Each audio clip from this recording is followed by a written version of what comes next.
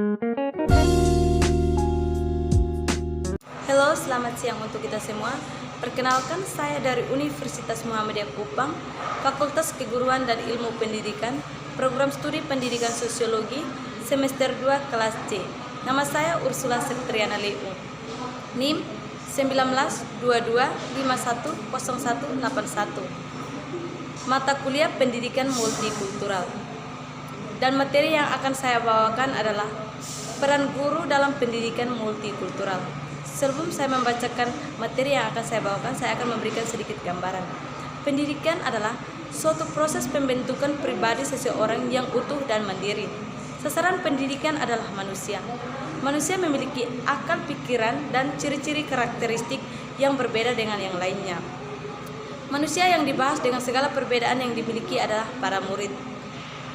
Nah, di sini bagaimana seorang guru atau pendidik berperan untuk memahami dan mengatasi segala perbedaan yang ada.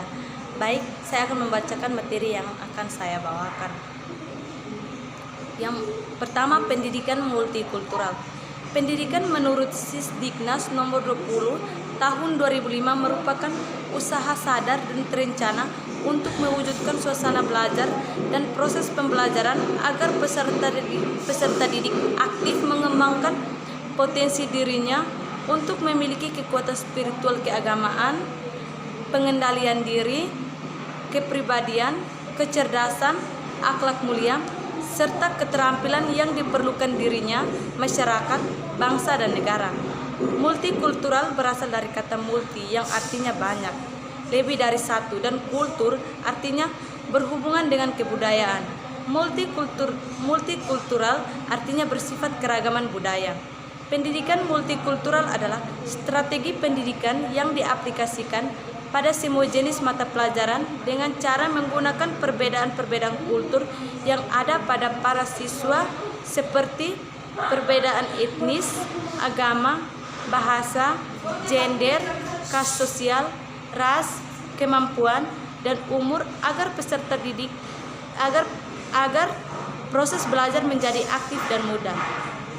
Menurut pendapat Banks yang dikutip Farida Hanum, pendidikan multikultural merupakan suatu rangkaian kepercayaan dan penjelasan yang mengakui dan menilai pentingnya keragaman budaya dan etnis dalam bentuk gaya hidup, pengalaman sosial, identitas pribadi, kesempatan pendidikan dari individu, kelompok maupun negara. Pendidikan multikultural adalah ide, gerakan, pembaharuan pendidikan, dan proses pendidikan yang tujuan utamanya adalah untuk mengubah struktur lembaga pendidikan supaya siswa baik pria maupun wanita, siswa berkebutuhan khusus, dan siswa yang merupakan anggota dari kelompok ras, etnis, dan kultur yang bermacam-macam itu akan memiliki kesempatan yang sama untuk mencapai prestasi akademis di sekolah. Menurut Iwan Supardi menyebutkan ada 6 asumsi dasar mengapa pendidikan multikultural perlu dikembangkan di sekolah. Yang pertama, perbedaan budaya memiliki kekuatan dan nilai. Yang kedua, sekolah harus menjadi model penyampaian HAM dan penghormatan terhadap perbedaan-perbedaan budaya. Yang ketiga, keadilan dan kesetaraan bagi semua di sekolah harus menjadi perhatian penting dalam rancangan dan pelaksanaan kurikulum. 4. Perilaku dan nilai yang perlu untuk kelangsungan masyarakat demokrasi dapat dipromosikan di sekolah. Kelima, lembaga sekolah dapat sebagai tempat untuk pengembangan pengetahuan, keterampilan, sikap nilai, perilaku, dan komitmen untuk membantu siswa dari berbagai kelompok yang beragam. Yang keenam, kerjasama guru dengan pihak keluarga dan masyarakat dapat menciptakan lingkungan yang mendukung kulturalisme. Konsep kulturalisme menekankan pentingnya memandang dunia dari bingkai referensi budaya yang berbeda dan mengenali serta menghargai kekayaan ragam budaya di dalam negeri dan dalam komunitas global. Multikulturalisme menegaskan perlunya menciptakan perbedaan yang berkaitan dengan ras, etnis, gender, orientasi seksual, keterbatasan, dan kelas sosial diakui dan seluruh siswa dipandang sebagai sumber yang berharga untuk memperkaya proses belajar mengajar. Peran guru dalam pendidikan multikultural. Peran guru dalam perbedaan agama. Pengertian agama menurut agama-agama monoteistik seperti Kristen, Islam, dan Yahudi menyimpulkan arti agama sebagai sebuah pengakuan adanya Tuhan dan sebagai wadah untuk menyerahkan diri terhadapnya.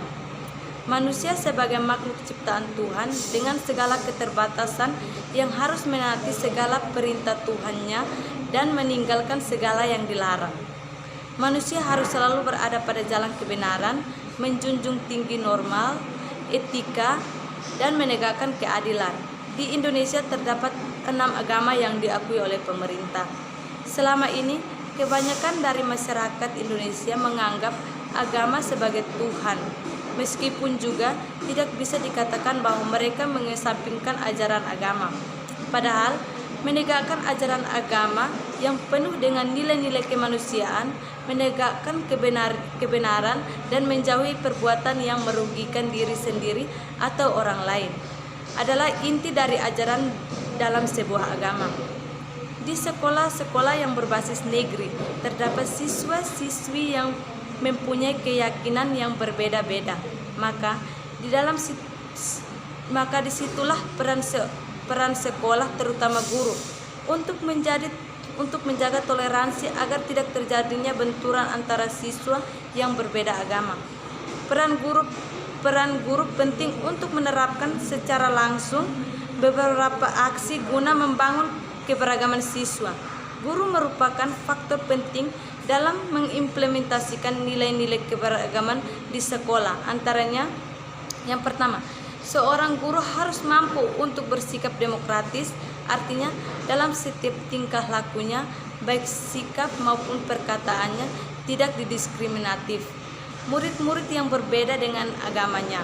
Misalnya, ketika pembelajaran sejarah, guru menjelaskan tentang materi perang salib yang melibatkan kelompok Islam dan Kristen, maka ia harus bersikap tidak memihak kelompok agama yang terlibat di dalamnya. Apabila guru memihak terhadap salah satu agama yang terlibat dalam perang tersebut, maka analisa dan penjelasan akan menjadi subjektif. Akibatnya akan melukai hati murid yang menganut agama yang berbeda. Selain itu juga dapat menimbulkan permusuhan dalam diri antara dalam murid-muridnya. Yang kedua, guru harus mempunyai kepedulian yang tinggi terhadap kejadian-kejadian tertentu yang ada hubungannya dengan agama. Contohnya, dalam peristiwa bom Bali, maka seorang guru harus menjelaskan bahwa sebaiknya kejadian tersebut jangan terjadi.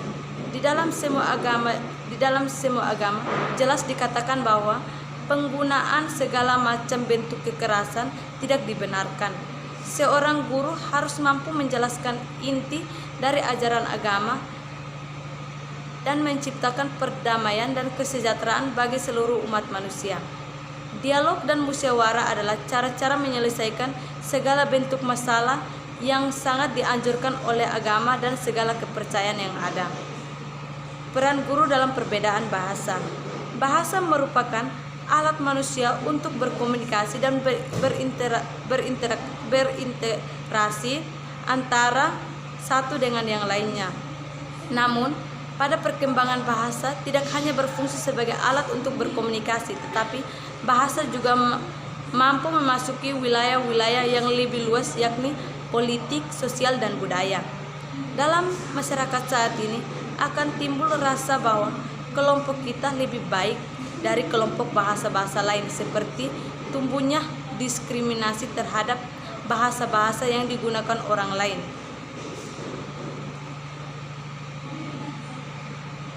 Untuk itu, peran guru penting untuk membangun kesadaran kepada peserta didik agar mampu melihat secara positif tentang keberagaman bahasa yang ada. Dalam hal ini ada 2 poin penting yang dapat dilakukan guru.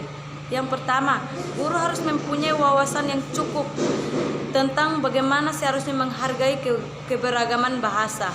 Wawasan adalah dasar seorang guru agar sikap dan tingkah lakunya menunjukkan sikap yang sama dan selalu menghargai perbedaan bahasa yang ada. Yang kedua, guru harus mempunyai sensitif yang tinggi terhadap masalah-masalah yang menyangkut adanya diskriminasi bahasa yang terjadi di dalam dan di luar kelas. Contohnya, ketika ada kejadian mayoritas peserta didik menawarkan salah satu dialek dan aksen bahasa salah seorang siswa yang sedang mengungkapkan pendapatnya di kelas, maka guru harus segera mengambil tindakan seperti menghentikan tindakan siswa yang sedang menertawakan dan memberikan penjelasan bahwa menertawakan aksen dan dialek orang lain adalah tindakan yang tidak terpuji dan dalam dunia akademis tidak dibenarkan karena seharusnya penuh dengan nuansa saling menghargai antar sesama. Peran guru dalam perbedaan gender. Gender adalah peran sifat dan perilaku manusia dalam kehidupan sehari-hari.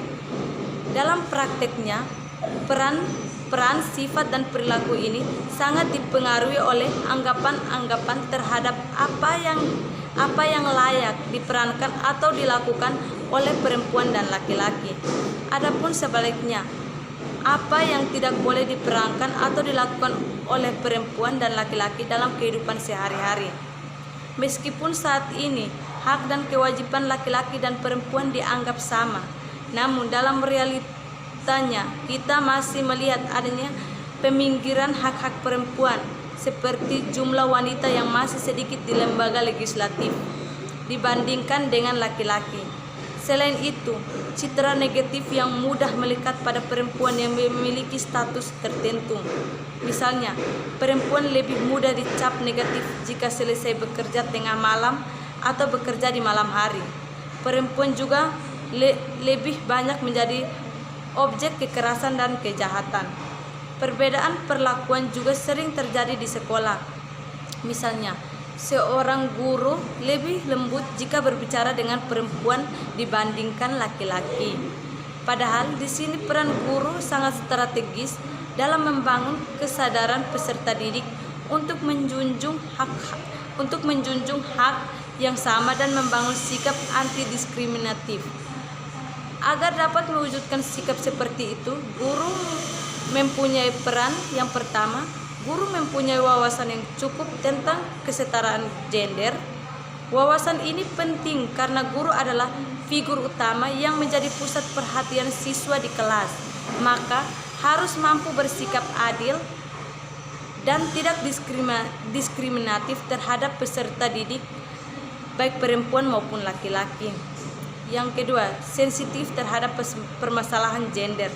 Seorang guru harus sensitif terhadap permasalahan gender yang terjadi di dalam maupun di luar kelas. Seorang guru harus bisa mencegah dan memberikan pemahaman kepada peserta didik bahwa tindakan mereka adalah tindakan diskriminatif yang tidak dibenarkan. Peran guru dalam perbedaan status sosial. Dalam negara yang sedang dilanda krisis sosial seperti Indonesia, timbulnya kesenjangan sosial di dalam kelompok masyarakat yang miskin dan kaya sulit dihindari. Hal ini menimbulkan berbagai kelompok sosial di dalam masyarakat, seperti kelompok masyarakat kelas atas yang mempunyai sumber penghasilan yang lebih, kelompok masyarakat kelas menengah yang mempunyai penghasilan tetap yang digunakan untuk mencukupi kebutuhan pokok sehari-hari, dan kelompok masyarakat kelas bawah, yakni golongan masyarakat yang tidak mempunyai penghasilan tetap tetapi tidak dapat mencukupi kebutuhan. Dari realitas yang ada, biasanya kelompok masyarakat kelas atas cenderung lebih berkuasa. Misalnya, siswa yang berstatus sebagai anak pejabat atau orang kaya diperlakukan berbeda dengan siswa yang termasuk kelompok masyarakat kelas bawah. Di sini, guru mempunyai peran pokok terhadap pengembangan sikap siswa yang peduli dan kritis terhadap segala bentuk ketidakadilan sosial, ekonomi, dan politik yang ada di sekitarnya. Guru mempunyai peran dalam menumbuhkan sikap kepedulian sosial siswa.